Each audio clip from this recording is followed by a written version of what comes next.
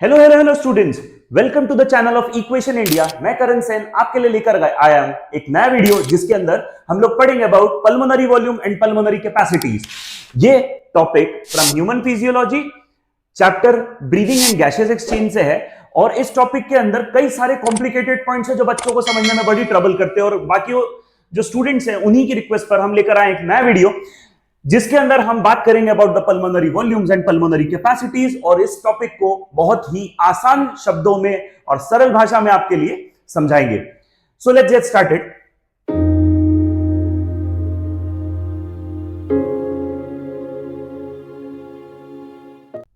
हमारा आज का टॉपिक है पल्मोनरी वॉल्यूम्स। सो इसके अंदर आप सबसे पहले समझिए कि कैसे हम लोग respire in and respire out करते हैं।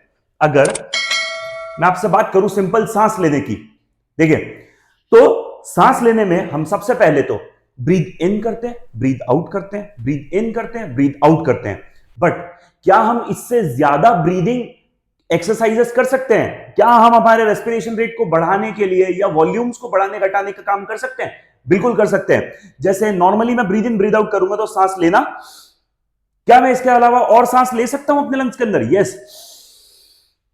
एक मैक्सिमम कैपेसिटी होती है, एक मैक्सिमम वैल्यू होती है जहां तक मैं सांस ले सकता हूं। नॉर्मली जहां हम ब्रीथ इन करते हैं उसे हम लोग कहेंगे नॉर्मल इनहेलेशन, नॉर्मल इनहेलेशन। और जब हम एक्सेसिव वॉल्यूम ऑफ एयर को अपने लंग्स के अंदर खींचते हैं तो उसे कहते हैं फोर्सिबल एक्सेलेशन, जिसमें हम हमारे लंग्स की वॉल्यूम को और ज्यादा बढ़ाते हैं। इसमें हमने क्या किया? Forcible inhalation. Okay, now normal inhalation के बाद क्या हम सांस छोड़ते हैं? जैसे हम नॉर्मली सांस ले रहे हैं, जो हमने सांस छोड़ी उसके बाद हमारे लंग का जो वॉल्यूम होगा वो इस स्पेस पे होगा, मतलब हम लोग होंगे at a verge of normal exhalation, normal exhalation. और क्या नॉर्मल एक्सहेलेशन के बाद मैं और ज्यादा लंग वॉल्यूम एम्प्टी कर सकता हूं? क्या अपने लंग से और एयर को बाहर निकाल सकता हूं? Yes, definitely. जैसे इसके बाद ये एक्स्ट्रा वॉल्यूम ऑफ एयर जो मैंने लंग से बाहर थ्रो आउट किया, that is what you call forcible exhalation. हम लोग यहां पर क्या परफॉर्म कर रहे हैं? Forcible exhalation. अच्छा, ये सारी वॉल्यूम्स मैंने अभी तक नहीं बताई, अभी मैं सिर्फ आपको कुछ बेसिक टर्मिनोलॉजी सिखाना चाह रहा हूं जिससे हम उन्हें आसानी से समझ पाए। सबसे पहले आप देखेंगे अबाउट नॉर्मल इनहेलेशन एक्सहेलेशन। इसके बीच में तो हम सांस लेते ही रहते हैं। हम पहले नॉर्मली एक्सहेल करते हैं, फिर इनहेल करते हैं, फिर एक्सहेल करते हैं, फिर इनहेल करते हैं, फिर एक्सहेल करते हैं, फिर इनहेल करते हैं।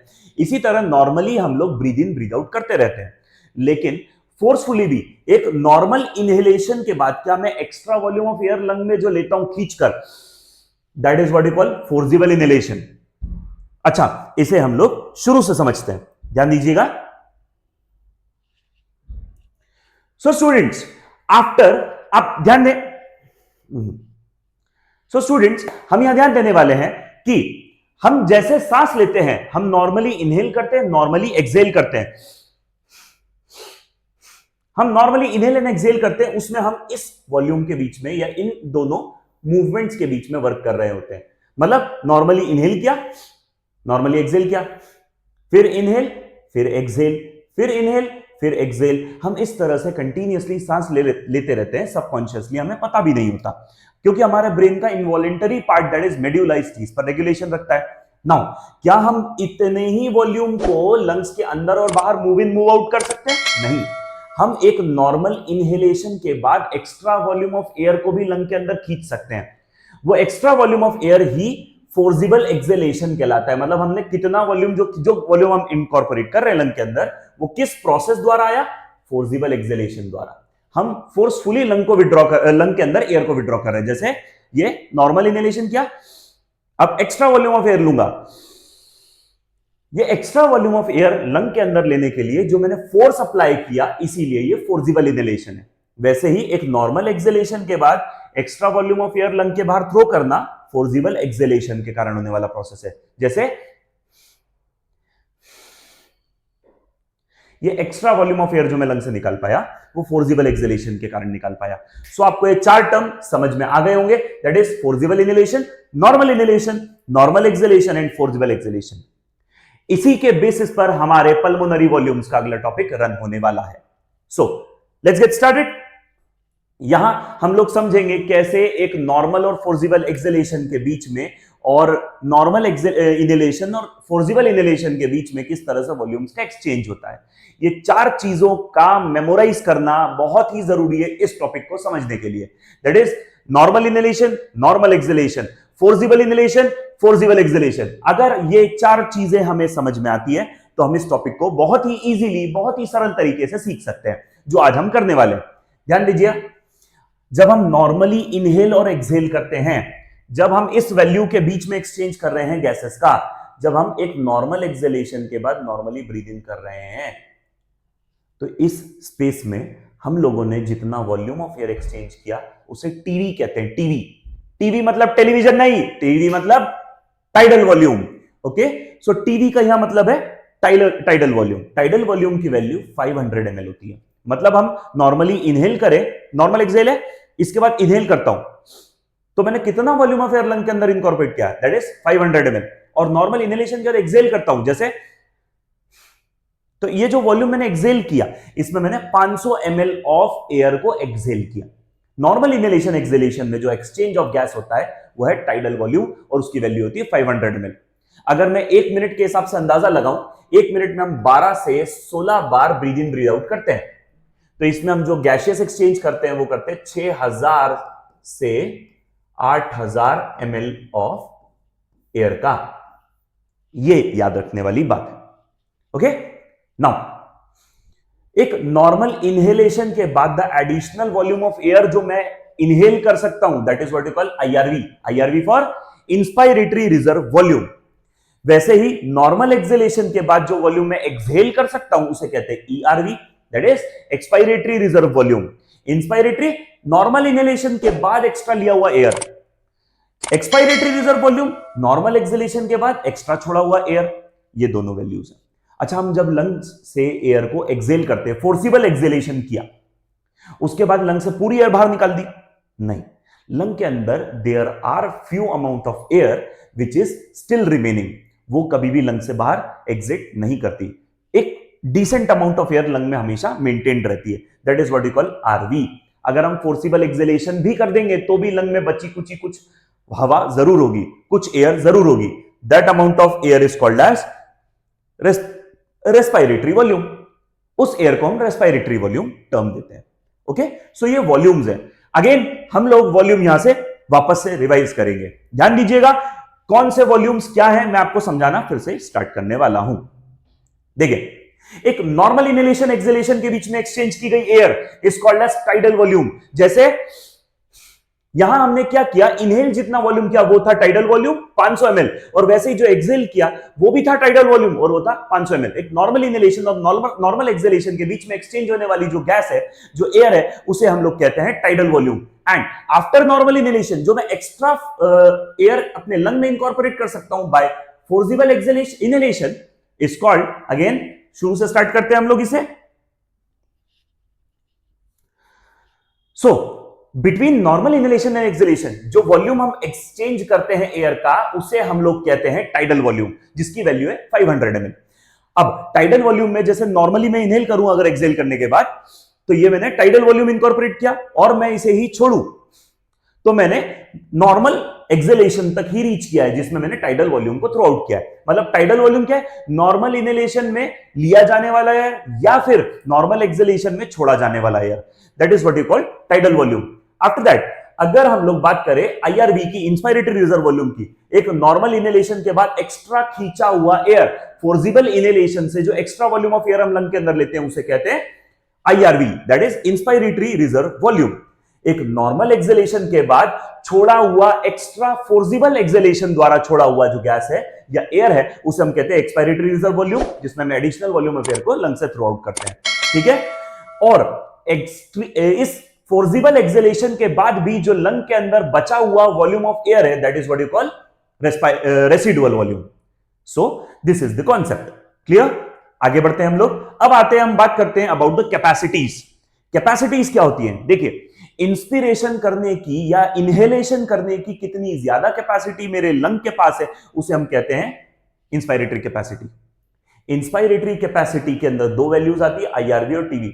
मतलब एक नॉर्मल एक्सेलेशन के बाद, नॉर्मली एक्सेल किया, इसके बाद मैं कितना maximum volume of air lung के अंदर इनकॉर्पोरेट करता हूं, मेरी क्या कैपेसिटी है, that is what we call inspiratory capacity.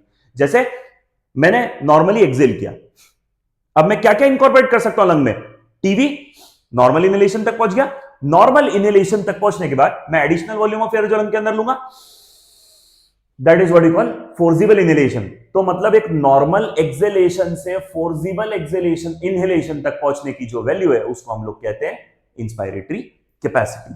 Okay, तो नॉर्मल एक्सेलेशन से फोर्सिबल इनहेलेशन तक की जो वैल्यू है वो है इंस्पायरेटरी कैपेसिटी, इसीलिए हम लोग बोलते हैं आईआरवी प्लस टीवी। ओके, ये डायग्राम आपका बहुत हेल्प करेगा, आप इसको जरूर नोट डाउन कीजिएगा। Okay, now expiratory capacity, the second one.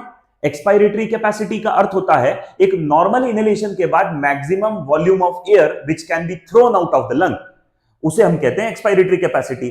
Expiratory capacity starts from normal inhalation to forcible exhalation. मैं नॉर्मल इनहेल करने के बाद कितना वॉल्यूम ऑफ एयर लंग से थ्रो कर सकता हूं, नॉर्मल एक्सेल कर सकता हूं, फिर एडिशनल वॉल्यूम, ये जो है पूरा कैपेसिटी इसको बोलते हैं एक्सपायरेटरी कैपेसिटी। इसकी वैल्यू है 1500 टू 1600। ओके, 1500 टू 1600 इसकी वैल्यू होती है। नाउ इसके आगे बढ़ेंगे हम लोग। अब हम नॉर्मली इनहेल एक्सेल करते हैं, उसके बाद जो लंग में बचा हुआ एयर का वॉल्यूम होता है उसे हम लोग कहते हैं फंक्शनल रेसिडुअल कैपेसिटी। जैसे मैंने नॉर्मली इनहेल किया, नॉर्मली एक्सेल किया, मैं ऐसे ही नॉर्मली इनहेल एक्सेल करता हूं, तो नॉर्मली एक्सेल करने के बाद लंग के अंदर जो एयर बचता है उसे कहते हैं फंक्शनल रेसिडुअल कैपेसिटी, जो जनरली डेली लाइफ में हमारे लंग में रहता है। सो क्या क्या होगा उसमें, ईआरवी एंड आरवी, क्योंकि हम हर बार फोर्सिबल एक्सेलेशन करके एयर को बाहर थोड़ी थ्रो आउट करते हैं, इसीलिए ईआरवी लंग में रिमेनिंग रहता है। अगर फोर्सिबल एक्सेलेशन करते हैं तो this reserve volume gets thrown out of the lung. Okay, that's why functional residual capacity is made up of ERV और आरवी। ओके, इन दोनों की जो सम अप वैल्यू होगी वो होगी 2100 से 2300 तक, इतने एमएल इनकी वैल्यू होती है। आगे बढ़ते हैं, वाइटल कैपेसिटी, मतलब मैं पूरी तरह फोर्सिबल एक्सेल कर दूं, पूरे लंग को एक्सेल कर दिया, उसके बाद जितनी मैक्सिमम वॉल्यूम ऑफ एयर मैं फोर्सिबल इनहेलेशन से अपने लंग में खींच सकता हूं उसे हम कहते हैं वाइटल कैपेसिटी। वाइटल कैपेसिटी का अर्थ, जैसे कि हम लोग शुरू से ध्यान दीजिएगा, वाइटल कैपेसिटी का अर्थ जितनी वॉल्यूम ऑफ मैक्सिमम एयर हम लंग के बीच में एक्सचेंज कर सके, मतलब मैं फोर्सिबल एक्सेलेशन के बाद कितनी मैक्सिमम एयर लंग्स के अंदर खींच सकता हूं उसे मैं कहता हूं वाइटल कैपेसिटी। जैसे मैंने पूरी एयर जो है वो लंग से नॉर्मल एक्सेल करने के बाद फोर्सिबली एक्सेल किया और लंग से बाहर कर दी, अब उसके बाद मैं क्या ब्रीथ इन कर सकता हूं, इस गैस को, that is ERV, and ERV के बाद नॉर्मली इनहेल करके मैं टीवी भी अंदर ले सकता हूं, टीवी के बाद मैं फोर्सिबल इनहेलेशन करके आईआरवी को भी अपने लंग के अंदर विड्रॉ कर सकता हूं। मतलब इन तीनों वैल्यूज का sum up, that is IRV, TV and ERV, will be my vital capacity, will be our vital capacity. Okay, so maximum volume of air that can be exchanged from the lungs, वो ये हो सकती है, कभी भी RV तो बाहर आने से रही, आरवी कभी भी एक्सचेंज नहीं होती, हमेशा ईआरवी, टीवी और आईआरवी होती है, तो इन वैल्यूज को हम लोग कंसीडर करेंगे as our vital capacity. Okay, तो देख लीजिए कि वाइटल कैपेसिटी का फॉर्मूला क्या है, ईआरवी, टीवी एंड आईआरवी, जिसकी वैल्यू है 4000 से 4600 ml। आगे बढ़ते हैं, टीएलसी मतलब टोटल लंग कैपेसिटी, लंग में टोटल वॉल्यूम कितना हो सकता है, उसमें ही मतलब वाइटल कैपेसिटी में ही आरवी और जोड़ दिया जाए, तो ये टोटल एयर लंग में जो फोर्सिबल इनहेलेशन के बाद रिटेन कर सकती है उसे कहेंगे the amount of air which remains या which stays in the lung after forcible inhalation is termed as your total lung capacity. ये हमारी मैक्सिमम लंग कैपेसिटी होती है जो हमारे लंग के अंदर रह सकती है। ठीक है, now will talk about the volumes, their definitions and values. सबसे पहले हम लोग वॉल्यूम्स की बात करने वाले हैं और उसके बाद हम लोग कैपेसिटीज की बात करेंगे। सो पहले वॉल्यूम्स की बात कर लेते हैं, ध्यान देंगे।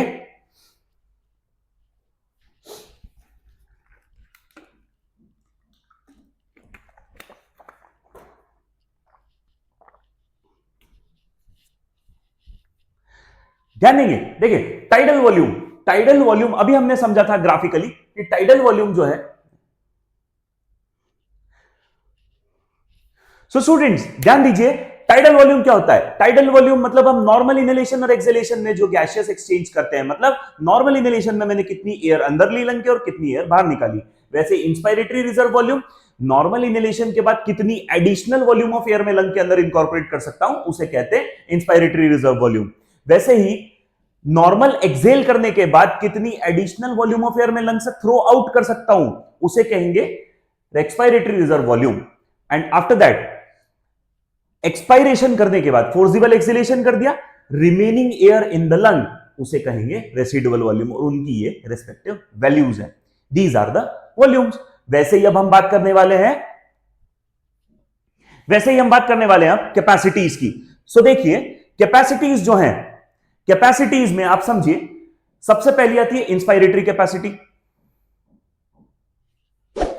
सो कैपेसिटीज की बात करते हैं। कैपेसिटीज में सबसे पहले आती है inspiratory capacity. Inspiratory capacity is the sum up of tidal volume and inspiratory reserve volume. मतलब हम नॉर्मली एक्सहेल करने के बाद कितना maximum volume of air lung में इनहेल कर सकते हैं। मतलब मैंने नॉर्मली एक्सहेल किया तो मैं टाइडल वॉल्यूम लंग में खींचूंगा और उसके बाद एक्स्ट्रा एडिशनल फोर्सिबल इनहेलेशन से जो वॉल्यूम लंग के अंदर इनकॉर्पोरेट करूंगा, मैं उसे कहूंगा इंस्पायरेटरी रिजर्व वॉल्यूम। इसकी वैल्यू होगी 3000 टू 3500। नाउ एक्सपायरेटरी कैपेसिटी क्या होती है? जिसमें हम लोग नॉर्मल इनहेलेशन के बाद कितना maximum volume of air lung से बाहर निकाल सकते हैं, उसे हम कहते हैं expiratory capacity. The value will be TV plus ERV and the numerical value will be 1500 to 1600। वापस से आएंगे हम वापस इस टॉपिक में। Functional residual capacity, normally exhale करने के बाद लंग में बचा हुआ एयर का वॉल्यूम। क्या क्या बचता है लंग में? ईआरवी और आरवी। लंग के अंदर ईआरवी और आरवी हमेशा रिटेन करते हैं। अगर हम फोर्सिबल एक्सहेलेशन करते हैं तो सिर्फ ईआरवी बाहर आती है, लंग में आरवी हमेशा रहती है।